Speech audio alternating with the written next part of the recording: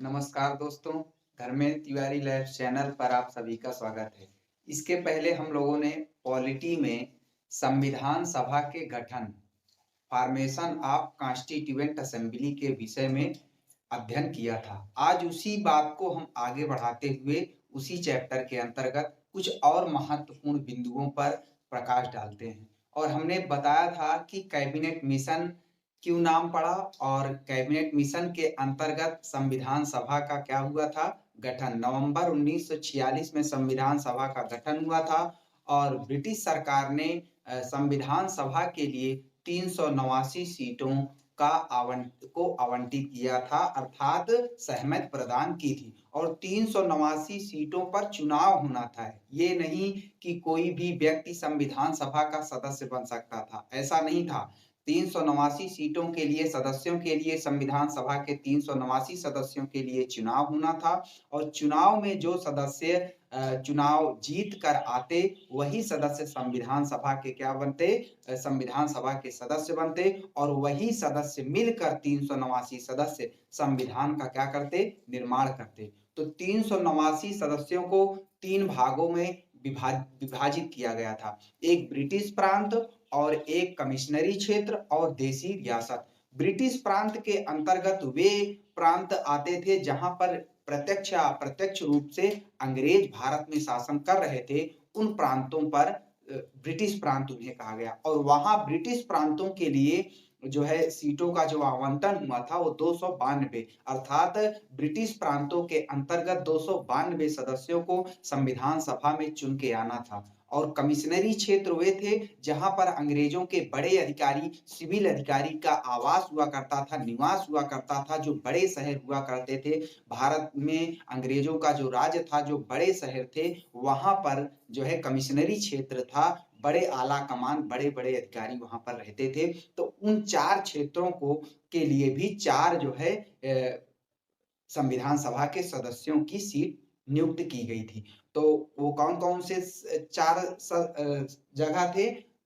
कलकत्ता, दूसरा आपका अजमेर और तीसरा आपका बलूचिस्तान और चौथा इसी के अंतर्गत था जो है कलकत्ता, अजमेर, बलूचिस्तान और एक आपका जगह था मद्रास। कलकत्ता, अजमेर, बलूचिस्तान, मद्रास, ये चार जो है कमिश्नरी क्षेत्र थे। यहाँ से चार सदस्य चुन के आने थे और ब्रिटिश प्रांत से 292। तो चार 292 और चार कितना हो गया? 96। तो 296 सीटों पर चुनाव होना था और जो 93 देसी रियासतों से चुन के आने थे प्रतिनिधि, वहां पर चुनाव नहीं होना था। वहां पर राजा का शासन हुआ करता था, तो वहां से राजा खुद जो है संविधान सभा का सदस्य बन सकता था या अपना कोई प्रतिनिधि मनोनीत करके या उन्हें नामित करके संविधान सभा के सदस्य के रूप में भेज सकता था। तो इस तरीके से अगर हम 292 और चार देसी कमिश्नरी क्षेत्र और तथा जो है कितने कितने देसी रियासत, 93 देसी रियासतों को जोड़ लेते हैं तो 389 होता है। और इसी प्रकार 296 सीटों पर संविधान सभा के लिए चुनाव हुआ और उस चुनाव में कांग्रेस पार्टी को 208, कांग्रेस पार्टी के 208 सदस्य संविधान सभा के सदस्य के रूप में निर्वाचित हुए और मुस्लिम लीग जो थी, मुस्लिम लीग को 73, मुस्लिम लीग को 73 सदस्य चुन के जो है संविधान सभा में आए, अर्थात मुस्लिम लीग को 73 प्रतिनिधि संविधान सभा के लिए निर्वाचित हुए और 15 अन्य दल के थे, जो छोटे छोटे दल थे या निर्दलीय थे, उनमें से 15 सदस्य अन्य दलों के थे। तो इस तरीके से चुनाव हुआ और उसके बाद पूर्ण बहुमत के साथ भारतीय राष्ट्रीय कांग्रेस की 2 सितंबर 1946 को सरकार बनी। अंतरिम सरकार क्या होता है? पिछली क्लास में हमने समझाया था कि राजकाज, शासन प्रशासन चलाना सीखने के लिए अंतरिम सरकार का गठन किया गया। ये अंतरिम सरकार की बात कैबिनेट मिशन में की गई थी। पहला संवैधानिक गतिरोध, कैबिनेट मिशन में क्या था? पहला संवैधानिक गतिरोध को दूर करना, दूसरा भारत में संविधान सभा की स्थापना करना या गठन करना, और तीसरा जो था भारत में अंतरिम सरकार की स्थापना करना या कराना था अंग्रेजों के द्वारा। ये मतलब इस लिया था कि जिससे भारतीय अच्छे से भारत में शासन करना सीख लें, इसलिए 2 सितंबर 1946 को चुनाव के बाद जो परिणाम आए उसमें भारतीय राष्ट्रीय कांग्रेस पूर्ण बहुमत के साथ 208 सदस्यों के साथ जो है बड़ी पार्टी बनी और उसने अपनी सरकार बनाई। और बाद में इसी अंतरिम सरकार में मुस्लिम लीग ने भी पार्टिसिपेट कर दिया था। तो दोनों लोग मिलके भारत में अंतरिम सरकार के रूप में जो है गठन हुआ और सरकार चलना प्रारंभ हुई। और उसके बाद उसी के आधार पर फिर नवंबर में, मैंने बताया था आपको कि नवंबर में क्या हुआ था, संविधान सभा का नंबर 1946 में संविधान सभा का गठन हो गया। और उसी संविधान सभा के गठन के आधार पर जो है संविधान सभा की कार्यवाही शुरू हुई। तो 9 दिसंबर 1946 को संविधान सभा की प्रथम बैठक हुई। 9 दिसंबर 1946 को संविधान सभा की प्रथम बैठक नई दिल्ली के काउंसिल चैम्बर के पुस्तकालय भवन में हुई। अब काउंसिल चैम्बर क्या है? जो हमारा पुराना संसद है, उस संसद में 3 भाग हैं। एक तरफ हुआ करता था, बाएं तरफ एक लोकसभा और दाईं तरफ राज्यसभा, बीच में जो है संयुक्त अधिवेशन बुलाने के लिए हुआ करता था। तो वही काउंसिल चेंबर हुआ करता था, उसी को पुस्तकालय भवन बना दिया गया था। तो वहीं पर सेंट्रल हॉल, अर्थात हमारे भारत का संविधान सेंट्रल हॉल में बैठ के क्या किया गया? निर्मित किया गया, विकसित किया गया, लिखा गया। तो भारत का संविधान जो था, कब प्रथम बैठक, भारत के संविधान सभा की प्रथम बैठक कब हुई? तो 9 दिसंबर 1946 को नई दिल्ली के पुस्तकालय भवन के काउंसिल चैम्बर में हुई। और वहां पर उसी दिन डॉक्टर, पूरे संविधान सभा में सबसे बुजुर्ग व्यक्ति थे डॉक्टर सच्चिदानंद सिन्हा। डॉक्टर सच्चिदानंद सिन्हा को संविधान सभा का अस्थायी अध्यक्ष चुना गया। अस्थायी अध्यक्ष का मतलब होता है जब तक कोई नामित निर्वाचित व्यक्ति संविधान सभा के अध्यक्ष रूप में नहीं चुन के आ जाता है, एक टेम्परेरी अध्यक्ष को बना दिया जाता है, जिससे जो है किसी प्रकार की अव्यवस्था न वहां पर अव्यवस्थित ना हो, क्योंकि 389 सदस्य बहुत अधिक मात्रा होती है। तो इसलिए वहां पर अस्थायी अध्यक्ष के रूप में डॉक्टर सच्चिदानंद सिन्हा को 9 दिसंबर 1946 को संविधान सभा के अध्यक्ष के रूप में अस्थायी अध्यक्ष के रूप में जो है चुन लिया गया। परंतु उसी दिन डॉक्टर सच्चिदानंद सिन्हा का निधन हो गया। और निधन हो गया तो अगले दिन जब संविधान सभा की अगली बैठक हुई, तो उस दिन सबसे पहले डॉक्टर सच्चिदानंद सिन्हा को जो है एक तरह से शांति के प्रतीक के रूप में उन्हें मौन धारण रख के उन्हें जो है श्रद्धांजलि दी गई। और उसके बाद 11 दिसंबर 1946 को डॉक्टर राजेंद्र प्रसाद को संविधान सभा का अस्थायी अध्यक्ष चुन लिया गया। 11 दिसंबर को संविधान सभा की द्वितीय बैठक हुई और 11 दिसंबर को ही डॉक्टर राजेंद्र प्रसाद को संविधान सभा का क्या चुन लिया गया? अस्थायी अध्यक्ष चुन लिया गया। और एक बात और महत्वपूर्ण, हमने आपको बताया था पिछली क्लास में कि जो अस्थायी अध्यक्ष का जो चुनाव, जो नियुक्ति हुई थी, वो फ्रांस की परंपरा, फ्रेंच परंपरा के अंतर्गत भारत में अस्थायी अध्यक्ष की क्या हुई थी? नियुक्ति हुई थी। और जब भारत संविधान सभा की प्रथम बैठक हुई थी, तो संविधान सभा की प्रथम बैठक में कुल 211 सदस्य उपस्थित हुए थे। अब आप समझ सकते हैं, तो 211 सदस्य उपस्थित हुए। और मुस्लिम लीग ने जब प्रथम बैठक हुई तो संविधान सभा में बैठक से अस्वीकार कर दिया कि हम संविधान सभा में नहीं, हम जो है पार्टिसिपेट नहीं करेंगे। और उसने जो है क्या कहते हैं, भारत और पाकिस्तान के लिए अलग राष्ट्र की मांग कर दी और कहा कि हम भारत के लिए अलग संविधान सभा और पाकिस्तान के लिए हम खुद अपना अलग संविधान सभा का निर्माण करेंगे, हम खुद अपना संविधान बनाएंगे, किसी के साथ मिलकर हम अपने संविधान का निर्माण नहीं करेंगे। और भारत के विभाजन की बात करने लगा। इसलिए प्रथम बैठक में मुस्लिम लीग ने भारतीय संविधान सभा में पार्टिसिपेट नहीं किया और जो है बहिष्कार किया। और उसके बाद जब 11 दिसंबर को डॉक्टर राजेंद्र प्रसाद अस्थायी अध्यक्ष का मतलब होता है कि जैसे कोई व्यक्ति, जैसे कोई टीचर होता है, जब तक टीचर जो है क्लास में नहीं आएगा तब तक कार्यभार चल पाएगा? नहीं चल पाएगा। बच्चे जो है शोर मचाएंगे, एक दूसरे से लड़ेंगे, झगड़ा करेंगे। तो ये इसलिए ऐसे ही एक व्यवस्था बनाई गई अध्यक्ष की, जो जो है संविधान सभा में जो संविधान के निर्माण के लिए व्यवस्था शुरू की गई थी, वो सुचारू रूप से चल पाए, उसमें किसी प्रकार की अव्यवस्था ना हो, इसलिए अस्थायी अध्यक्ष के रूप में डॉक्टर राजेंद्र प्रसाद को क्या किया गया था, चुना गया था। हमने आपको बताया कि अगर वहां पर कोई अस्थायी अध्यक्ष नहीं होगा तो वहां पर अव्यवस्था होगी, तो अध्यक्ष जब आता है तो वहां पर तब जो है संविधान सभा की कार्यवाही शुरू होती है, और क्या कहते हैं उसके बाद फिर उन मुद्दों पर बात होता है। जैसे लोकसभा राज्यसभा में आप देखते हो तो लोकसभा अध्यक्ष होता है, राज्यसभा में जो है सभापति होता है। तो जब तक वो जो है पीठासीन नहीं होता है तब तक जो है सभा की कार्यवाही नहीं होती है। तो उसी प्रकार से संविधान सभा का अध्यक्ष जब तक नहीं होता है तब तक कार्यवाही नहीं शुरू होती थी। तो इसीलिए अस्थायी अध्यक्ष के रूप में संचालित करने के लिए डॉक्टर राजेंद्र प्रसाद को अस्थायी अध्यक्ष 11 दिसंबर 1946 को चुन लिया गया। तो संचालन करने के लिए, संविधान सभा का संचालन करने के लिए डॉक्टर राजेंद्र प्रसाद को 11 दिसंबर को चुना गया। और क्योंकि बहुत बड़ी जनसंख्या थी, 389 सदस्य, तो अकेले डॉक्टर राजेंद्र प्रसाद के लिए सबको मैनेज करना थोड़ा कठिन था, इसलिए उपाध्यक्ष की व्यवस्था बनाई गई। तो संविधान सभा के 2 उपाध्यक्ष भी थे, एक थे एच.सी. मुखर्जी।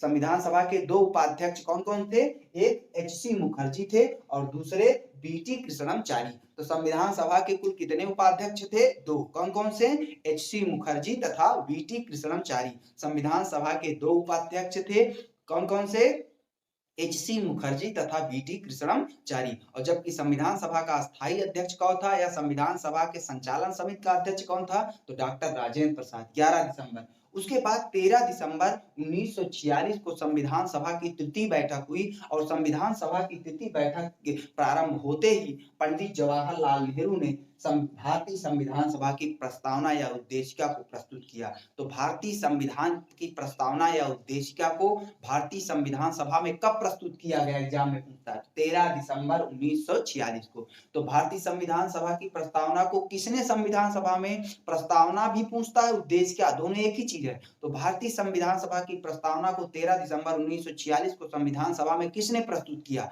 तो पंडित जवाहरलाल नेहरू ने। पंडित जवाहरलाल नेहरू ने संविधान सभा की प्रस्तावना को क्या किया, प्रस्तुत किया, और संविधान सभा की इस प्रस्तावना को प्रस्तुत किया, और उसके बाद प्रस्तावना पर जो है विचार हुआ, और प्रस्तावना पर विचार करने के बाद 22 जनवरी 1947 को, देखिए इधर 13 दिसंबर को प्रस्तुत किया गया था, 22 जनवरी 1947 को भारतीय संविधान की उद्देशिका या प्रस्तावना को संविधान सभा ने क्या कर दिया, पारित कर दिया। तो कब पारित किया, संविधान सभा की प्रस्तावना को कब पारित किया गया, 22 जनवरी 1947 को संविधान सभा की उद्देशिका या प्रस्तावना को संविधान सभा ने क्या कर दिया, पारित कर दिया। और उसके बाद संविधान सभा का ये एक प्रकार से सार्वभौमिक रूप से एक अंग बन गया। और उद्देशिका में जो महत्वपूर्ण बातें हैं, संवैधानिक संरचना के मूल तत्व, संवैधानिक संरचना के मूल तत्व का मतलब जो भी संविधान के पूरे गहन, आप पूरा अगर एक सार निचोड़ना चाहेंगे तो आपको एक सारांश के रूप में जो प्रस्तावना है वो पूरे संविधान के सारांश के रूप में आपको व्याख्या कर देगा, एक्सप्लेन कर देगा। उसी को कहते हैं उद्देशिका में संवैधानिक संरचना के मूल तत्व और दार्शनिक तत्व दोनों निहित हैं। तो क्वेश्चन पूछता है एग्जाम में, तो संविधान की संवैधानिक संरचना के मूल तत्व तथा दार्शनिक तत्व किसमें निहित हैं, तो आप क्या बताएंगे, उद्देशिका में। उद्देशिका या प्रस्तावना में संविधान के मूल तत्व जो है, संरचना के मूल तत्व तथा दार्शनिक तत्व क्या है, निहित हैं, अर्थात समाहित हैं। अगर आपको संविधान सभा का केवल प्रस्तावना आप पढ़ लेंगे तो आपको पूरे संविधान सभा के पूरे संविधान जो लिखा गया है उसका निचोड़ आपको प्राप्त होगा। तो इस तरीके से संविधान, और एक बात, भारतीय संविधान की जो प्रस्तावना है, भारतीय संविधान की प्रस्तावना को पंडित जवाहरलाल नेहरू ने तैयार किया था। तो एग्जाम में भी क्वेश्चन आया है, भारतीय संविधान की प्रस्तावना को किसने तैयार किया था, तो पंडित जवाहरलाल नेहरू ने।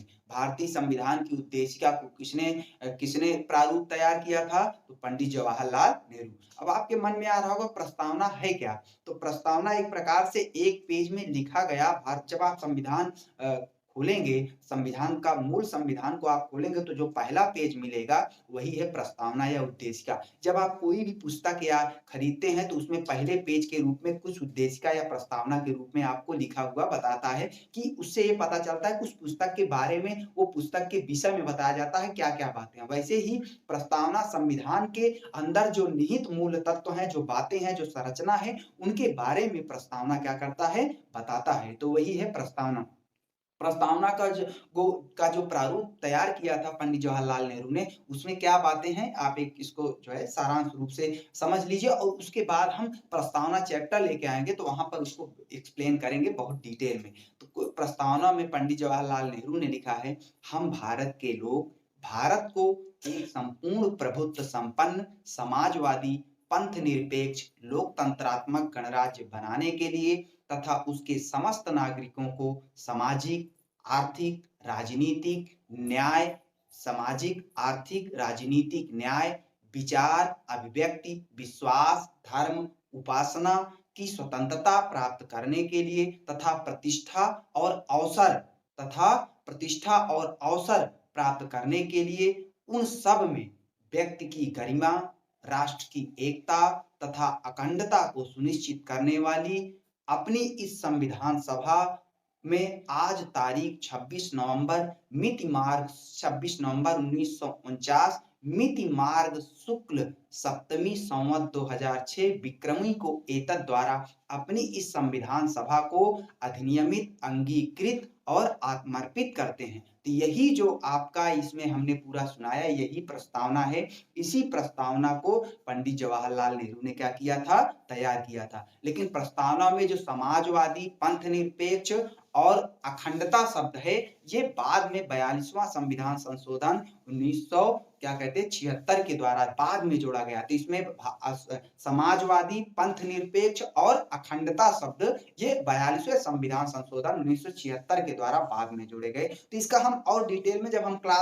अगली क्लास करेंगे तो वहां पर हम जब प्रस्तावना पढ़ेंगे तो वहां पर बताएंगे। हमने आपको एक बार बता दिया कि प्रस्तावना क्या है, जो मैंने आपको बताया यही प्रस्तावना है। अब हम बात कर लेते हैं देश का जब 15 अगस्त 1947 को जब 14 अगस्त की रात 12 बजे जब देश को विभाजन हो गया, तो देश के विभाजन के बाद संविधान सभा के दो कार्य हो गए। दो कार्य थे देश विभाजन के बाद भारतीय संविधान सभा के दो कार्य हो गए। और पहला कार्य ये था कि भारत के लिए आम कानून का निर्माण करना और उसे लागू करना।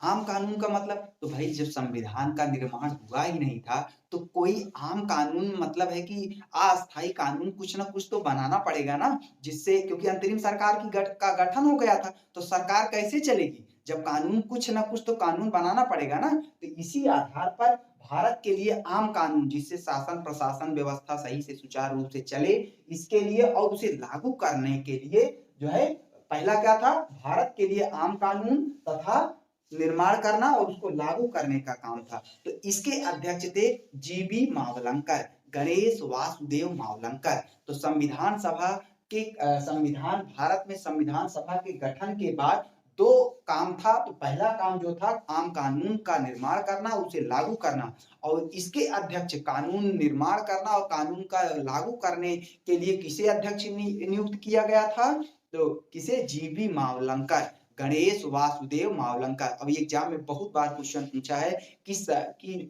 लोकसभा का प्रथम अध्यक्ष कौन था, तो गणेश वासुदेव मावलंकर। तो लोकसभा का प्रथम अध्यक्ष, प्रथम स्पीकर कौन था, गणेश वासुदेव मावलंकर। तो गणेश वासुदेव मावलंकर जो थे लोकसभा के प्रथम अध्यक्ष थे या प्रथम स्पीकर थे। तो इनका काम क्या था, भारत के लिए आम कानून का निर्माण करना और दूसरा उसे लागू करना। जिसे हम विधायिका के बारे में आपको बताए थे कि विधायिका का काम है कि देश के लिए कानून का निर्माण करना। तो कानून का निर्माण करने के लिए संविधान सभा उस समय दो काम कर रही थी, एक कानून निर्माण कर रही थी और दूसरा क्या कर रही थी, संविधान का निर्माण कर रही थी। तो दो काम था। तो पहला मैंने आपको बता दिया, पहला काम ये था। और उसी प्रकार दोनों कार्य अलग अलग दिन होते थे। एक ही दिन तो भाई एक ही जगह बैठ के कार्य करना था, तो दोनों कार्य एक ही जगह संभव नहीं थे। तो 389 सदस्य मिल के उन सबको आम कानून बनाते थे। वही 389 सदस्य जो थे, वही जो है 389 के बाद में 299 रह गया, तो वही सदस्य मिल के जो है क्या कहते हैं, क्या करने लगे, अलग अलग दिन, एक दिन आम कानून बनाते थे, तो दूसरे दिन संविधान सभा के संविधान का निर्माण करते थे। तो अलग अलग दिन कार्यवाही शुरू होती थी। और इस तरीके से दूसरा बात क्या था, भारत के लिए संविधान का निर्माण करना। भारत के लिए संविधान का निर्माण करने के लिए अध्यक्ष जो बनाया गया था, डॉक्टर राजेंद्र प्रसाद को बनाया गया था। किसे बनाया गया था, डॉक्टर राजेंद्र प्रसाद। हमने आपको बताया संचालन समिति या संविधान सभा के अस्थायी अध्यक्ष के रूप में किसे बनाया गया था, डॉक्टर राजेंद्र प्रसाद को। और संविधान सभा का जो प्रारूप था, संविधान सभा का जो प्रारूप था या ड्राफ्टिंग कमेटी थी या मसौदा था, इसे बी.एन. राव ने तैयार किया था। संविधान का प्रारूप, संविधान का जो प्रारूप था या ड्राफ्ट था या मसौदा, तीनों एग्जाम में क्वेश्चन पूछता है। संविधान के प्रारूप या ड्राफ्ट या उसका मसौदा किसने तैयार किया था, तो बी.एन. राव ने। संविधान का प्रारूप या ड्राफ्ट या मसौदा किसने तैयार किया था, बी.एन. राव ने। ठीक है ना। और एग्जाम में पूछा संविधान के प्रारूप समिति का अध्यक्ष कौन था, तब डॉक्टर भीमराव अंबेडकर। लेकिन इसका पूरा लेखा जोखा किसने तैयार किया था, ब्यौरा किसने तैयार किया था, तो बी.एन. राव। और बी.एन. राव ने जो है इसको तैयार किया था 29 अगस्त 1947। कब, 29 अगस्त 1947 को संविधान सभा ने संविधान के प्रारूप को पारित कर दिया। जो बी.एन. राव ने संविधान का प्रारूप तैयार किया था, उस संविधान के प्रारूप को 29 अगस्त 1947 को किसने पारित कर दिया, संविधान सभा के जो जितने सदस्य थे 299 बाद में रह गए थे विभाजन के बाद, आगे हम बताएंगे, तो उन सभी ने मिलकर उसे क्या कर दिया, पारित कर दिया।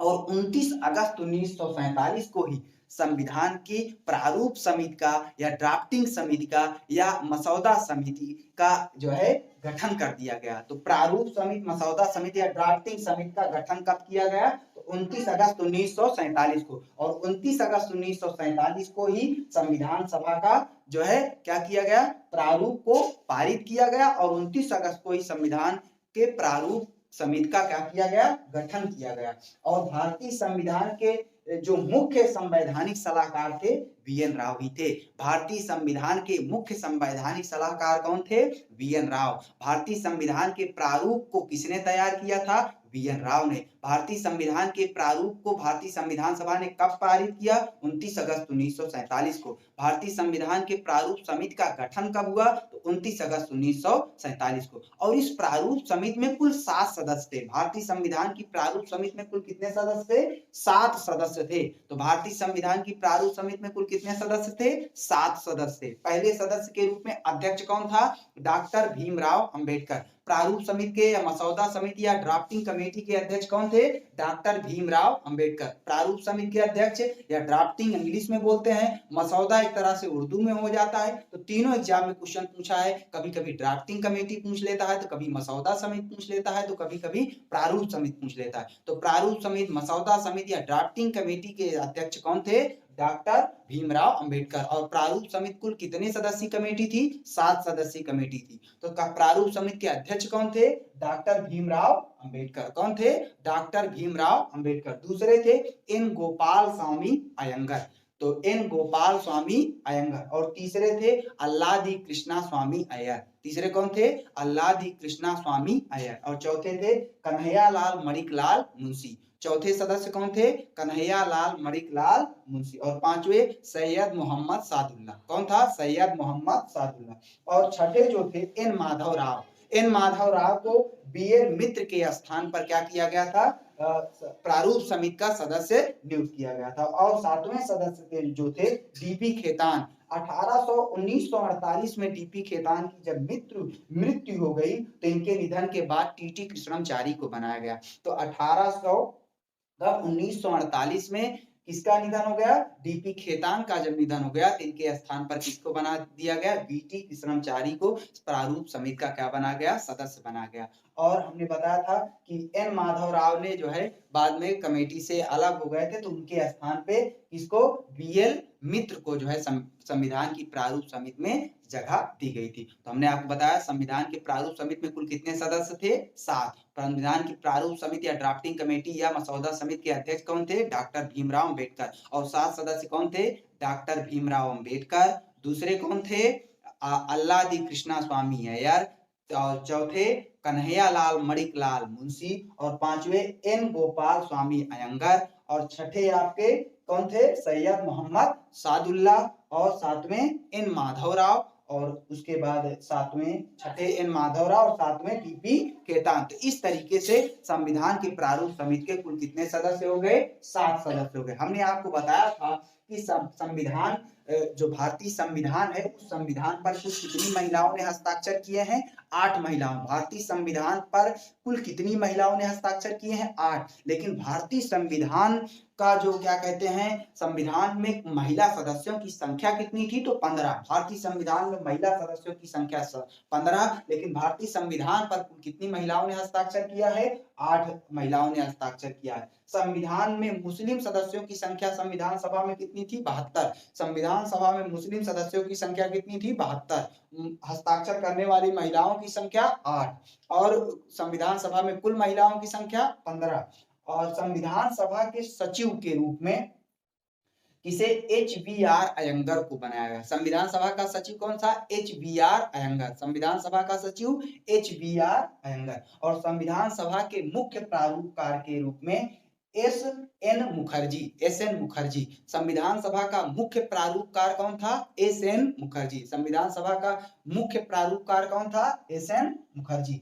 और हमारा जो भारतीय संविधान है, संविधान का जो मूल प्रति है, पिछली क्लास में हमने आपको बताया था संविधान के मूल प्रति को जो लिखा गया है वो अंग्रेजी में लिखा गया है, इंग्लिश में। भारतीय संविधान का मूल प्रति किसमें लिखा गया है? अंग्रेजी में लिखा गया है। और उसे लिखा किसने है? प्रेम बिहारी रायजादा ने। भारतीय संविधान के मूल प्रति जो अंग्रेजी में लिखा गया है उसे किसने लिखा है? प्रेम बिहारी रायजादा ने।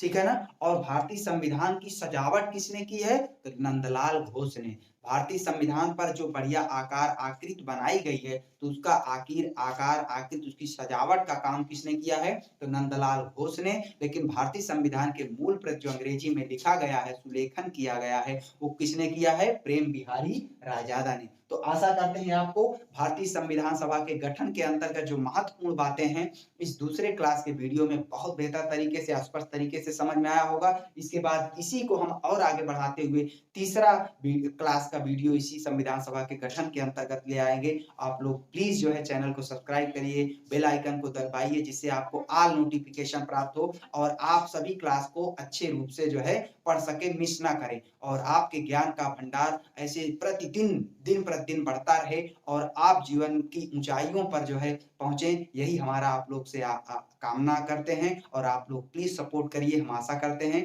तब तक के लिए धन्यवाद। Take care.